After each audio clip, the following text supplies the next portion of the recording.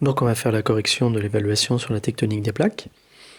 Le premier exercice, vous deviez, à partir d'un schéma, reprendre les numéros et faire correspondre les définitions, enfin les mots qui étaient présents au-dessus.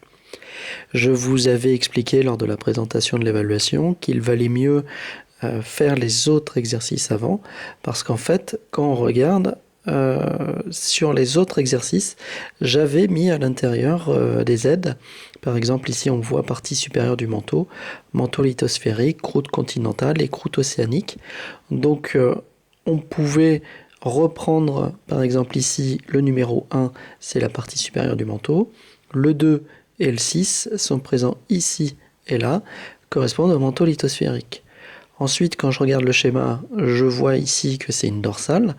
Donc ça veut dire que en 3, dorsale, en 4 et en 5. Donc ici, j'ai ma croûte océanique qui vient plonger ici. Et l'ensemble croûte océanique plus manteau lithosphérique, c'est ce qu'on appelle la lithosphère océanique. Ensuite, la lithosphère continentale en 8, avec la croûte continentale. Et enfin, la zone de subduction qui est présente ici en 7. Donc voilà ce que ça donne. Ensuite, le deuxième exercice, c'est un texte à trous. Donc ici, on peut céder des mots au singulier ou au pluriel. Par exemple, dorsale, il ira ici parce que c'est D avec un S ici. Et l'activité interne, je suis sûr que ça va ici avec le L apostrophe. Donc la lithosphère, c'est la croûte océanique plus le manteau lithosphérique. Donc ces éléments-là, vous pouviez l'utiliser pour l'exercice numéro 1. Se déplace à la surface de la Terre. Le premier à avoir proposé cette hypothèse fut Wegener. Cependant, il lui manquait le moteur. Celui-ci fut découvert avec l'activité interne de la Terre. Du magma remonte au niveau des dorsales et produit de la croûte océanique et déplace les continents. Après des millions d'années, cette croûte s'enfonce au niveau des zones de subduction et disparaît dans la sténosphère. La sténosphère qui est la zone ductile du manteau. Donc cette information pouvait vous être utile pour cet exercice. Ici, on vous demande de colorier en bleu la lithosphère et en rouge la sténosphère.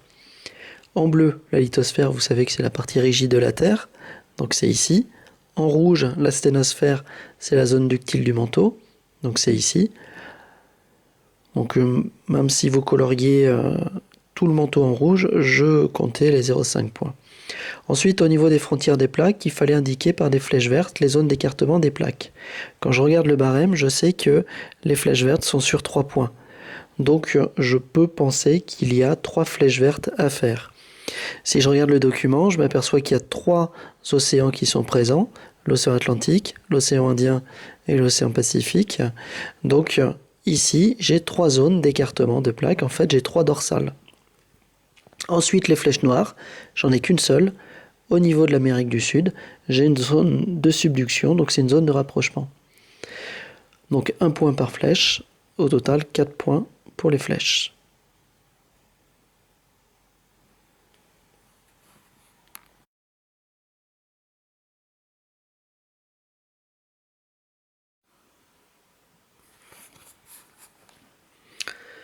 Donc ici dans cet exercice, on reprend un document du cours où on avait vu ensemble comment Wegener avait réussi à proposer une théorie sur le déplacement des continents.